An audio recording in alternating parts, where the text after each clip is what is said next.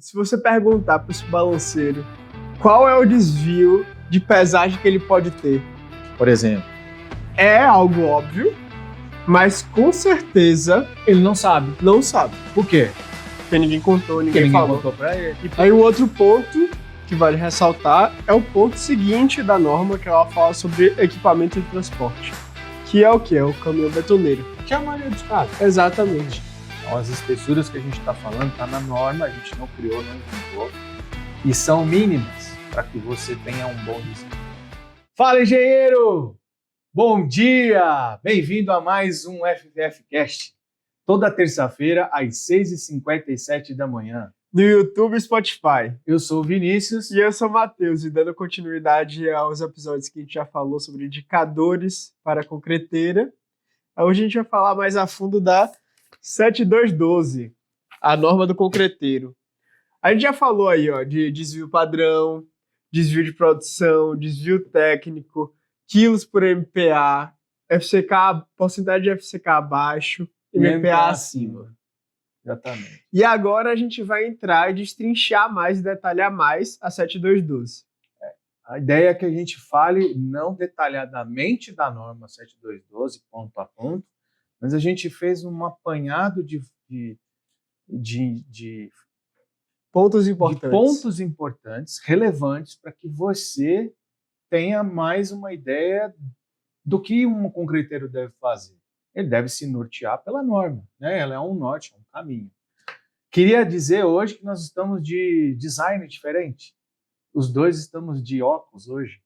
Hoje é um dia de olhar um pouco mais para a norma, né? Exatamente, Então, e a nossa vista para perto não é tão boa, mas eu sou um pouco mais experiente. Ele tô já novo. tá novo, mas já usa uma bicicletinha, né, Matheus? É, um pouquinho menos. É isso aí, gente, era só para descontrair. Então vamos entrar um pouquinho mais dentro do tema, para ficar bem legal, ficar bem descontraído esse nosso podcast de hoje. Quem é a norma a 7212, Matheus? Ela é o quê? Ela é o concreto dosado em central, né? Preparo, fornecimento e controle. Então, assim, o próprio título já diz tudo. Ela é uma norma para concreto dosado em central, né? Sim. E ela fala do quê? Do preparo, do fornecimento e do controle. Por que a gente está falando disso? Porque nos últimos 6 episódios, a gente vem falando de controle estatístico. Então faz todo sentido a gente falar um pouco da 7212, que é uma norma que é o seu instrumento de trabalho concreteiro. Então é importante a gente destrinchar um pouquinho sobre isso. Então a gente vai falar do quê? De números, limites e responsabilidades, ok? E aí, Matheus, o que a gente pode dizer um pouquinho disso sobre essa norma, Matheus? Vamos lá. Eu acho que, antes de tudo, acho que vale reforçar. Esse episódio também é muito interessante para o cliente, para ele entender as dificuldades que a concreteira tem no seu dia a dia. Claro, muito bem lembrado. E aproveitar também o que você disse, é que nos outros episódios a gente também deu uma destrinchada um pouco na 12655, que é a norma do cliente, principalmente com relação à formação de lotes. Sim. Pode ser que alguns de vocês tenham achado um pouco estranho, que a gente falou que tem no mínimo 20 amostragens e tal, mas ela é uma forma de lote baseado no cliente, que o cliente tem que formar o lote, porque o controle dele é 100%. A 7212 ela tem uma formação de lote diferente, mas nós vamos falar isso no momento adequado. Por isso que a gente vai destrinchar um pouco a 7212, para ficar bem mais dinâmico o nosso bate-papo. E a gente, como eu disse aqui, pode ser que algum episódio a gente passe, mas a gente volta e repassa e veja o que não passou, passou. E esse é um deles. Exatamente. A gente percebeu que faltou falar um pouquinho da 7212, né, Matheus? Isso mesmo. Então faz sentido a gente voltar, retomar esse assunto e não terminar a trilha. A trilha do concreto não terminou. Ainda vem novos capítulos. Exatamente. É isso, então, o que ela vai fazer? Uma norma que não é só para o laboratório, né? Ela é o quê? Ela define até onde a gente pode ir com cada processo, tanto comercial, quanto operacional, quanto da engenharia na tecnologia de concreto. Então, ele abrange vários caminhos aí para a gente poder detalhar. Então, bora começar? Bora começar. Então, vamos lá.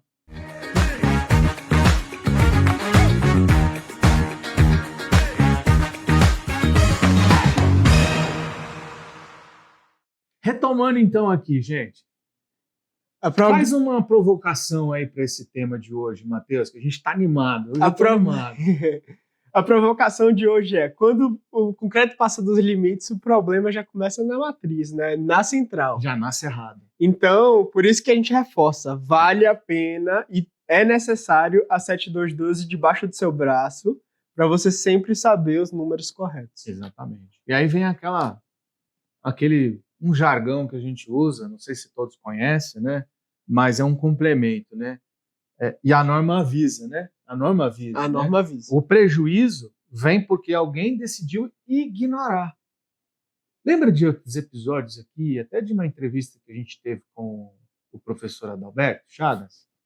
Ele falava, lembra que a gente falou do óbvio? O óbvio é óbvio. E aí ele fez um comentário que a gente gravou e a gente tem usado até na nossa vida pessoal depois daquele episódio. Realmente foi transformador para a gente e acho que para vocês também. Se você não assistiu, volta lá, assiste esse episódio. Aliás, você que está chegando aqui agora e assistindo o primeiro episódio com a gente, não esquece, se inscreve no canal, né? Compartilha, ativa o sininho ou o coraçãozinho lá, dá um ok, porque todo episódio novo você já recebe antecipado. E aí faz o seguinte, volta nos primeiros capítulos, nos primeiros episódios e assiste para você entender essa trilha. Porque pode ser que hoje você pegue um caminho e vai ficar um pouco confuso. Mesmo você que tem conhecimento e prática. Importante você escutar as histórias das pessoas que passaram aqui para poder entender onde a gente está querendo chegar com vocês, o que a gente está querendo trazer de conhecimento. Tá? Então, quando a gente fala o prejuízo vem porque alguém decidiu ignorar, é porque o óbvio é óbvio, mas ele precisa ser dito. Então, a norma, ou as normas, elas são óbvias, mas alguém precisa dizer que ela é óbvia, porque senão a gente acha que sabe demais e aí a soberba precede a queda. Exato. Ou como a gente acha que sabe demais, a gente para ou decide não olhar tais indicadores que faz com que a gente caia, ou que a gente não se permaneça. Porque Exato. O difícil não é chegar, o difícil é se manter. Exatamente. E a norma está aí, ela avisa como você tem que chegar, ela te orienta como você deve permanecer, mas se você ignorar...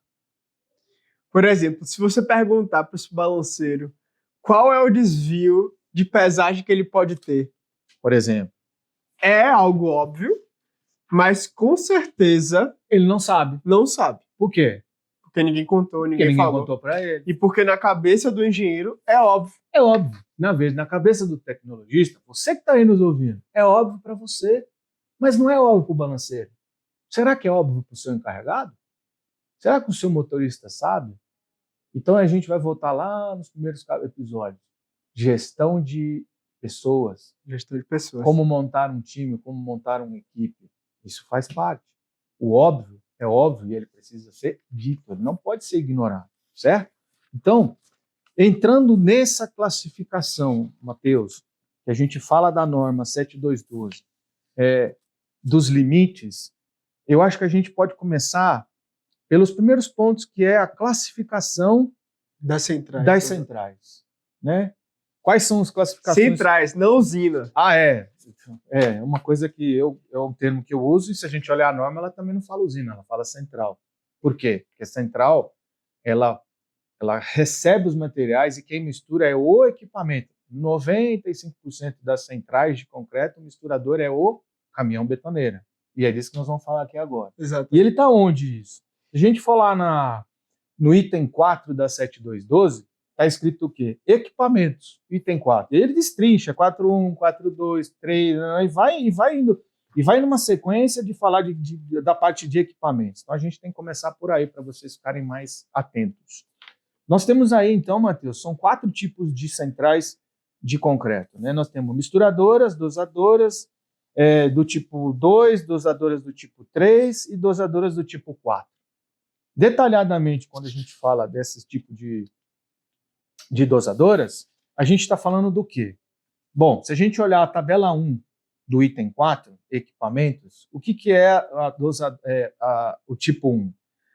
Misturador com caixas separadas de agregado, que são as naves, né, que alguns lugares chamam, que são as caixas de agregado, e o silo de cimento. Ou seja, você tem caixas separadoras para cada tipo de agregado e tem um silo de cimento, onde esses materiais são depois dosados em uma balança. O cimento vai, em via de regra, direto para uma balança específica e os agregados para uma balança de agregados.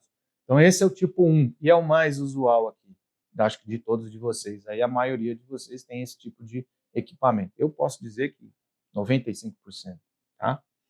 O tipo 2 é o dosador com caixas separadas de agregado e também silo de cimento.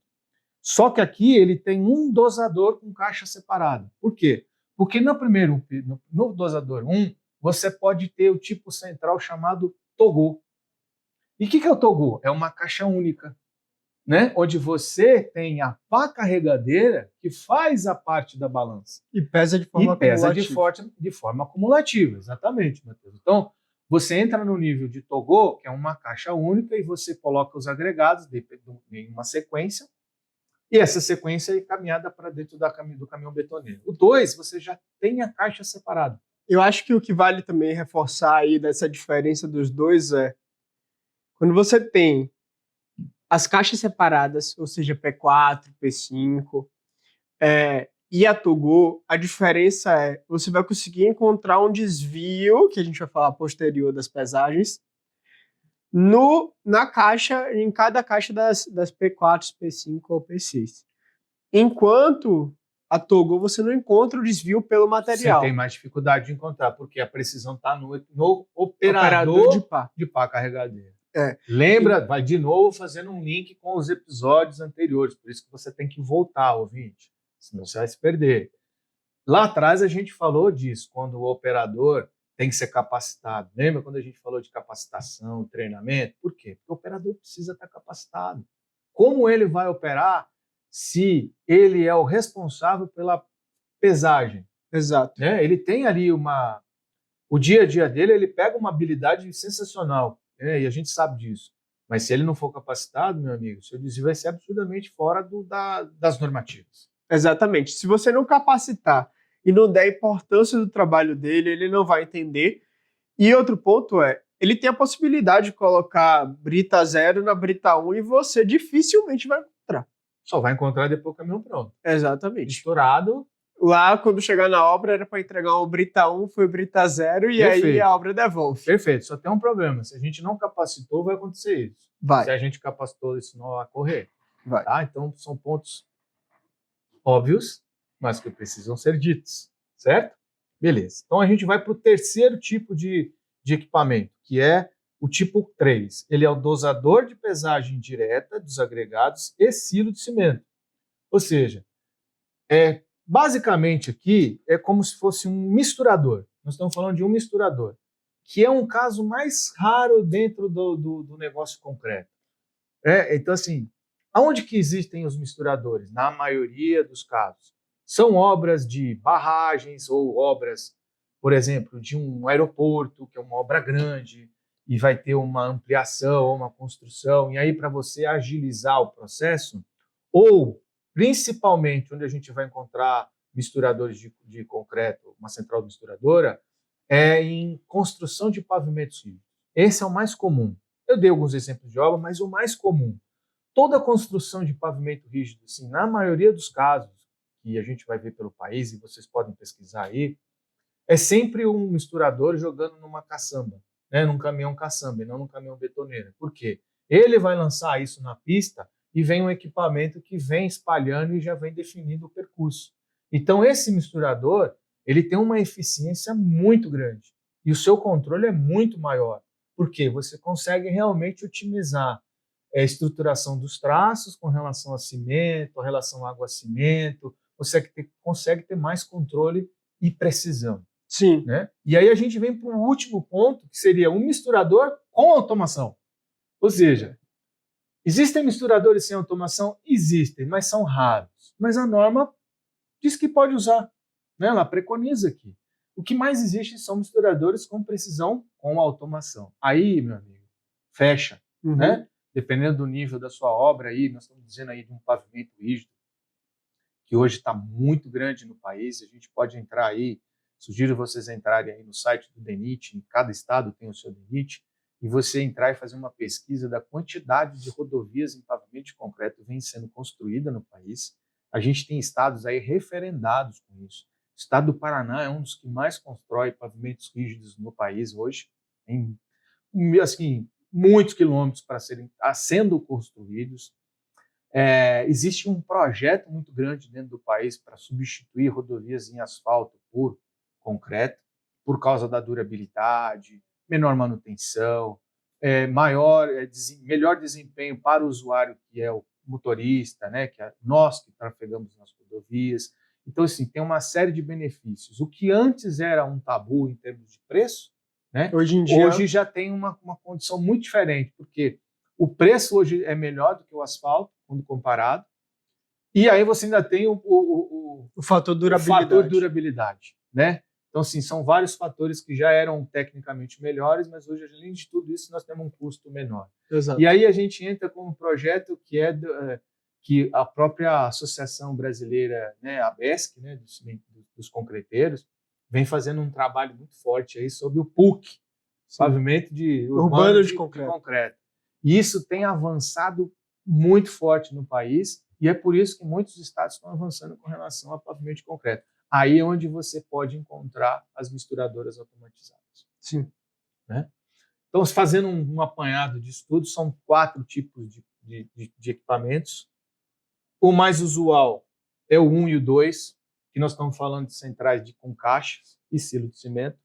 Os menos usuais é o 3 e 4, mas são pertinentes e realmente fazem diferença. Algumas concreteiras têm aí no mercado aqui em São Paulo, tem centrais misturadoras com automação. É muito raro, mas existe uma aqui em São Paulo.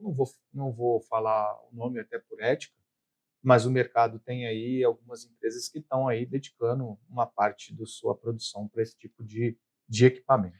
Né? Bom dia, pessoal. Tudo bem? Espero que todos estejam bem. Queria corrigir uma falha desse episódio, que a gente, ao terminar de concluí-lo, a gente percebeu um equívoco meu na hora da gente fazer o vídeo, de fazer a gravação, e eu vou explicar para vocês qual é o erro, para que vocês não terminem o episódio com essa falha, tá bom? Então, assim, no episódio a gente falou sobre 4 tipos de equipamentos para central de concreto. A gente falou de tipo 1, tipo 2, tipo 3 e tipo 4. Eu me baseei um pouco mais por uma tabela resumo, que é do item 4 da norma 7212. E essa tabela, ela dá um resumo dos tipos de equipamentos. E aí eu fiz uma interpretação errônea pela mistura do que realmente é. Né? Então eu misturei central misturadora com dosagem feita com material com cimento ensacado. Então, eu queria corrigir, e a correção eu vou ler para vocês, para que fiquem claro, ok? Então, centrais misturadoras do tipo 1, o que a norma diz? Cimento é armazenado em silos, dosado em central de balança própria. Os agregados são armazenados em caixas individuais, podendo ser dosados separadamente ou de forma cumulativa, ok? E eles são transferidos para um misturador, né? Na melhor ordem estabelecidas por procedimentos internos de cada um. Então, houve um erro entre o item 1 e, basicamente, o tipo 1 e o tipo 4. Então, eu inverti aqui a minha fala nesse episódio. O que é o tipo 2? O cimento é armazenado em silos e dosado em balança própria. Os agregados são armazenados em caixas individuais, podendo ser dosadas separadamente de forma cumulativa. Esse está ok. Esse é o mais tradicional, que é o caminhão betoneiro quem vai fazer a mistura. Então, isso aqui é central dosador. Esse estava ok na nossa fala no episódio. O tipo 3 é um quê? É um armazenamento em silo do cimento e dosado em balança própria, semelhante ao tipo 2. Os agregados são dosados cumulativamente na balança por meio de pá carregadeira. Esse foi uma outra falha. Eu confundi esse com o tipo 1, que eu falei do tipo Togô. Então, na verdade, o tipo 3 é um Togô. É a pá carregadeira que faz a pesagem. Então, para ficar bem esclarecidos para vocês. Ok, pessoal? E o tipo 4, que é a maior, acho que interpretação errônea que eu fiz, o cimento é dosado em sacos e os agregados são dosados cumulativamente na balança por meio de pá carregadeira ou equipamento similar. Ou seja, isso aqui é um togô, onde não existe um silo de cimento, e a gente chama de rasga-saco. Tá bom, pessoal? Então, queria pedir desculpa pela nossa falha, mas não poderia deixar de fazer já dentro do episódio, para que vocês não saiam daqui com informações erradas. Engenheiro, obrigado. Amém. Sim. Aí o outro ponto que vale ressaltar é o ponto seguinte da norma, que ela fala sobre equipamento de transporte. Que é o quê? É o caminhão betoneiro. Que é a maioria dos casos. Exatamente. E ele te entrega os valores que está na tabela 2, que é em relação à altura da chapa, que ele fala que tem que ser acima de 28 centímetros, ou seja, 280 milímetros. Maior ou igual? Maior ou igual. Mas esse é o mínimo. Esse é o mínimo. Por que é o mínimo? Porque abaixo disso, quanto mais baixo, mais difícil vai ser de misturar. A homogeneização vai ficar extremamente deficiente. Então você vai desgastar o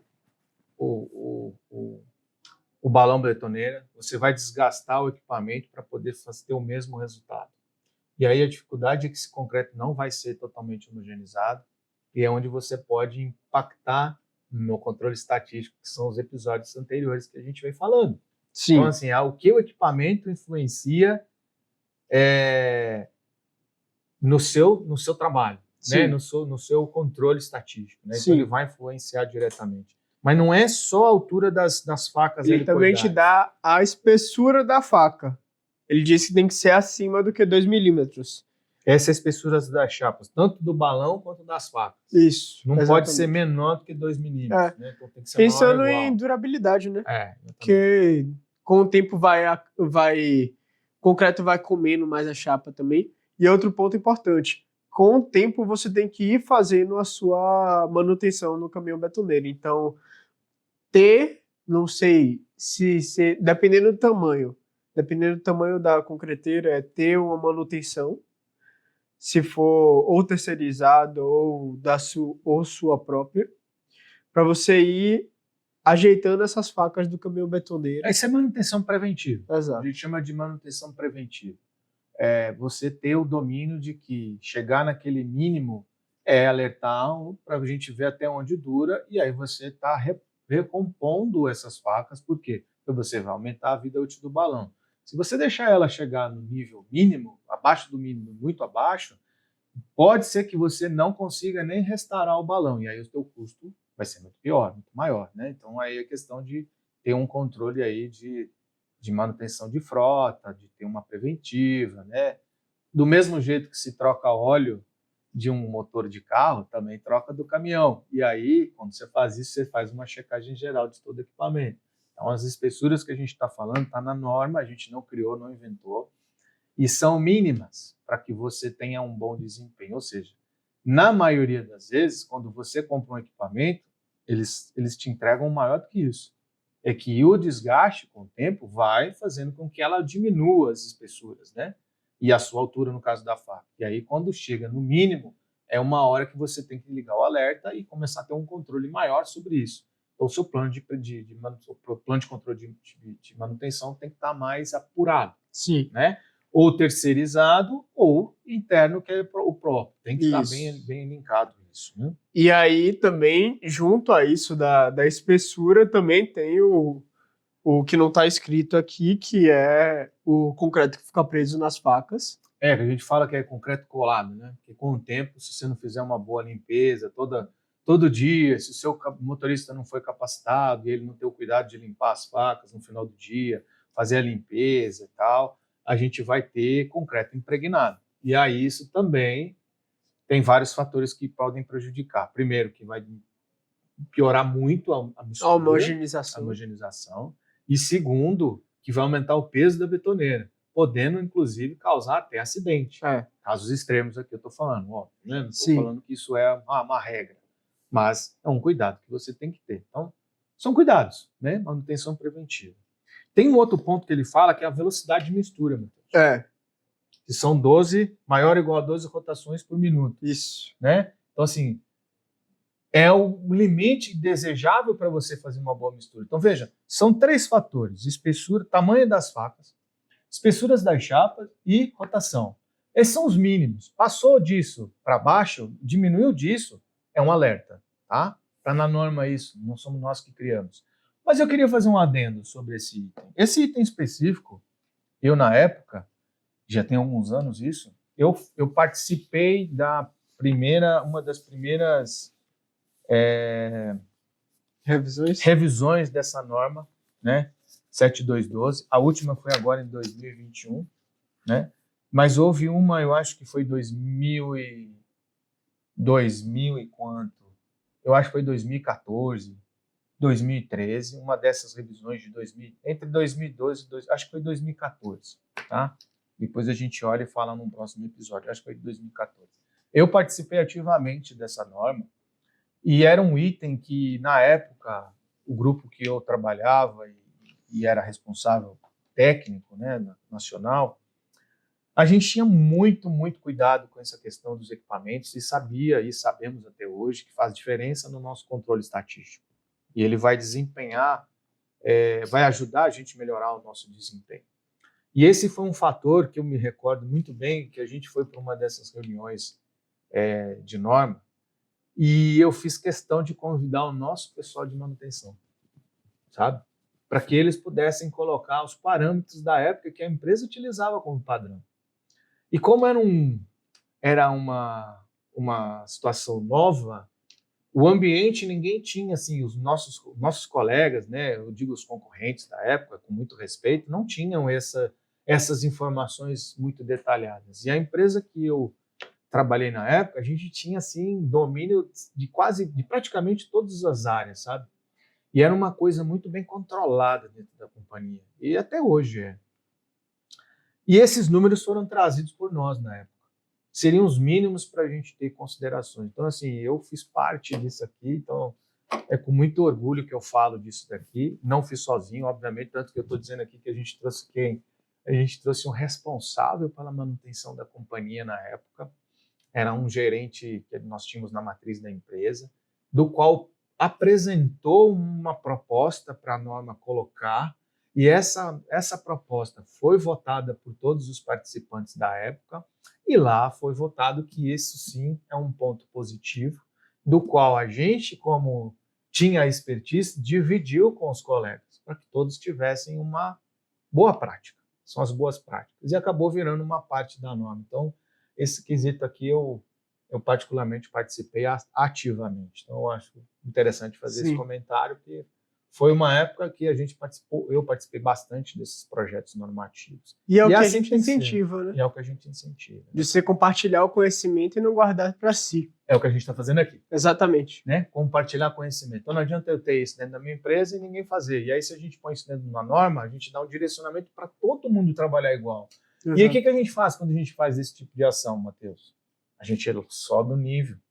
E a régua sobe. Então, a gente começa a ter melhores condições de equipamento, as empresas se preocupam mais com o equipamento, ele chega de melhor estado para você, o concreto que vai chegar para você, construtor, vai ter um controle melhor. Então, é por isso que as normas... E está escrito na ABNT, né? Tem escrito em norma brasileira. Então, independente do estado, essa norma está chegando. Vale para o Brasil todo. Vale para o Brasil todo. É uma norma nacional. Exatamente. É isso, Matheus. Então, acho que essa parte de equipamento aqui, ela deixa muito claro uma das primeiras etapas. Nós falamos aqui de centrais, vários tipos. Agora a gente entra num caminhão betoneira, que é o volume maior, né, de vocês, concreteiros. Mas tem algumas coisas ainda mais que a gente pode falar, né? Que é capacidade. Que outras coisas a gente podia falar dessa questão dos equipamentos? Tá. Matheus, por exemplo. Falando um pouco da capacidade que você falou agora. Da prática. Na prática. Na prática. A tradução prática... Ok, entendi. E na prática, como é que nós vamos trabalhar? Na prática, o seu responsável da frota, ele tem que ter ciência de todo o local que ele está indo, que os seus motoristas vão. Se diz trajeto de obra. Exatamente. Okay. Então, um trajeto de obra que for muito íngreme, você sabe que não vai ter como você colocar o seu máximo da capacidade máxima do caminhão betoneiro. Vou fazer um parênteses. Quando a gente fala em capacidade nominal, o quê? Bom, vocês devem saber disso. Existem volumes variados de balão, né, da betoneira. Você tem de 7, você tem de 8, você tem de 10. No Concrete Show, esse ano, né, a gente ainda está em 2025, foi lançada uma betoneira acho que Eu acho de que 14. 14 metros cúbicos, né? Foi É. uma novidade. É mais do que uma betoneira, né? Sim. Parece uma carreta. É enorme. É gigante. Então, assim, evidentemente que não é um caminhão comum para entregar numa obra comum, né? Ele tem que entregar, evidentemente, numa obra Deve provavelmente ter de alguma... canteiro, que seja volumes, né, que tenha espaço para esse caminhão manobrar. Então, dependendo do lugar, esse caminhão nem manobra. Mas olha só onde nós já estamos chegando. Então, assim, isso é capacidade nominal. Isso é uma coisa. Outra coisa é a gente entregar a capacidade nominal, né? Então, assim, o que as empresas normalmente fazem? Elas precisam ter produtividade. Então, quando uma empresa decide comprar caminhões com balão de 10 metros, é porque ela está pensando em produtividade. Faz sentido a gente ter balão de 10 e carregar 6 metros cúbicos por média, em média, por exemplo? Não faz sentido. Então, antes de adquirir um equipamento, a gente precisa ter ideia daquilo que a gente vai fazer com esse caminhão. Que a gente vai conseguir fornecer. Porque um caminhão de 10 metros é muito mais caro do que um caminhão de 7. Se o meu volume médio é 6, por que eu vou comprar um de 10? Compro um de 7. Agora, se eu tenho balões de 7 e 8 e já estou no meu limite, aí faz sentido eu comprar balão de 10. Quem dirá de 14? Sim. Né? Por quê? Quando a gente fala de produtividade, se eu tenho um caminhão de 10 e faço 3 viagens por dia, são caminhão, 30 metros são cúbicos. 30 metros cúbicos. Se eu tenho um de 7 e faço 3 viagens, eu carreguei 21 metros cúbicos. Ou 21 metros cúbicos. 21 metros cúbicos. Nós estamos falando que é quase uma betoneira a mais que eu deveria ter para fazer os mesmos 30 metros. Entendeu o que é produtividade? Sim. Se com uma betoneira eu faço 30 e com uma betoneira de 7 eu faço 21, o que é melhor ter dentro do seu negócio? Uma de 10 ou uma de 7? Depende. Depende do seu perfil de cliente. Depende do seu perfil de obra. Depende do seu percurso. Do seu percurso, a estratégia de onde você está localizado. Eu vou dar um exemplo. Por exemplo, quem conhece Belo Horizonte aqui sabe que lá é uma região muito sinuosa, né? Nós temos muitos topes e tal. Por quê? Porque é uma região montanhosa. Faz sentido eu ter um caminhão de 10 metros em alguma região dessa e entregar 7 metros cúbicos? Não faz sentido. Mas também faz sentido eu ter de 7 e não poder entregar 7 porque vai derramar? Entendeu? Como cada coisa não é a mesma dependendo da região. Então eu posso ter de 10 lá, como tem, a maioria tem 10. Só que eu tenho que ver que tipo de concreto que eu estou carregando. Por exemplo, se você vai entregar hélice concreto... contínua. Por exemplo, fala da hélice. Qual é o slump? Slump 220, 230, 260. Sim. Se eu botar 10 metros cúbicos num caminhão e subir os tops de Belo Horizonte, vai acontecer o quê? Vai cair, derramar concreto. E aí é crime ambiental. E você vai ter problema na justiça. Vai ter um problema sério. Normalmente quem vai preso é o dono. Isso vai aparecer na TV com certeza. Com certeza. O jornalista vai colocar o dedo na sua empresa. E aí isso é crime inafiançável. Então, esse é o cuidado. Então, assim, é uma série de fatores que você precisa fazer uma análise para ver o que é interessante e importante no seu negócio. Então, assim, hélice contínua é básico. Hoje, quase todas as obras fazem esse tipo de fundação. E é um concreto fluido. Então, você não consegue carregar o limite máximo dependendo do seu trajeto. Agora, se tem um trajeto mais homogêneo, por exemplo, aí eu vou falar de São Paulo. São Paulo você tem vários tipos de trajetos, mas na maioria das vezes ele é mais você equilibrado. Passa pela marginal, você está mais equilibrado em termos de tops, né? Você tem, mas são menores. Talvez esse você carrega com 10. Então essa é uma questão, quando a gente fala de equipamento, que você como empresário deve fazer uma análise. Não porque é bonito ter de 10, mas sim porque ele é produtivo. Tem que ser eficiente. Se eu tenho 10 caminhões dentro de uma central de 10 metros e eu faço 3 viagens por dia, eu posso fazer 300 metros cúbicos. Se eu tenho 10 caminhões de 7 dentro de uma central e eu posso fazer 3 viagens por dia, eu vou fazer 210 metros. Essa é a diferença. Eu preciso de quantos caminhões de 10 para não ter o de 7? Então, mas eu não faço 300, eu faço 210. Então, eu tiro 10 caminhões de 10 e coloco 7 caminhões de 10.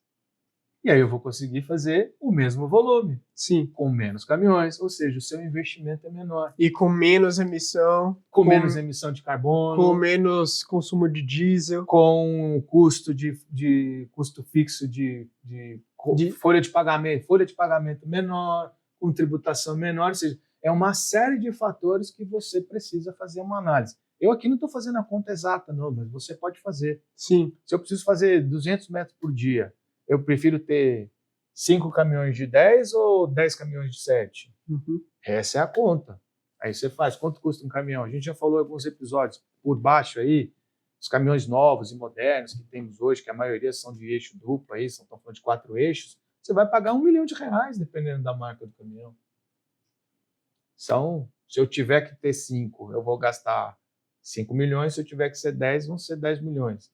Se eu troco 5 milhões pelos de 7, que vai ser, sei lá, 700 mil, a diferença é muito grande, né? Então, em termos de custo e tudo mais. Então, é importante... É o que a gente está dando insights aqui, né? Exato. E você tem que sentar e fazer na ponta do lápis. Fazer na ponta do lápis aí aquilo que... Aí o outro ponto ainda, só completando, mão de obra tá ficando cada vez mais escassa. E a gente também vem falando disso. Exatamente. Então, isso tudo faz sentido quando a gente faz toda uma análise do todo.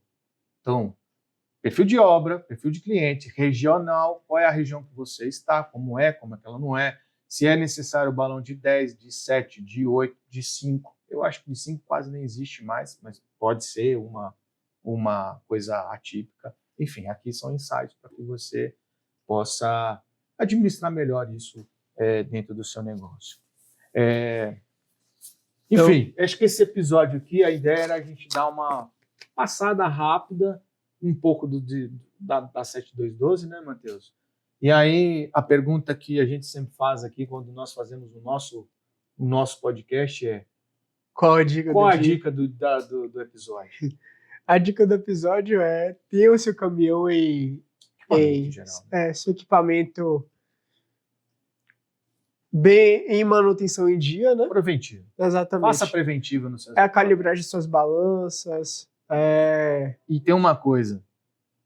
Não adianta ter uma central muito bem cuidada e ter o caminhão fora dos padrões mínimos. Sim. E o inverso também é verdadeiro. Não adianta você ter uma frota muito bem cuidada e ter uma central. E é um problema silencioso. É um problema silencioso, mas ele vai aparecer lá no seu estatístico. Isso. Ele vai aparecer no seu estatístico e se você não souber analisar o seu estatístico, você não vai encontrar ele. Você vai querer jogar a culpa em cima do concreto. É isso aí. Mas às vezes a culpa não está em cima do concreto e sim em cima da manutenção em relação aos seus equipamentos. Perfeito. É isso, engenheiro. Nos vemos na próxima terça-feira, às 6h57 da manhã. No YouTube e Spotify. E eu sou o Vinícius. E eu sou o Matheus. É só para não esquecer. Obrigado, gente. Te esperamos na terça-feira. Na próxima terça-feira estamos juntos. Valeu, Forte Vinícius. abraço para vocês. Valeu, Matheus.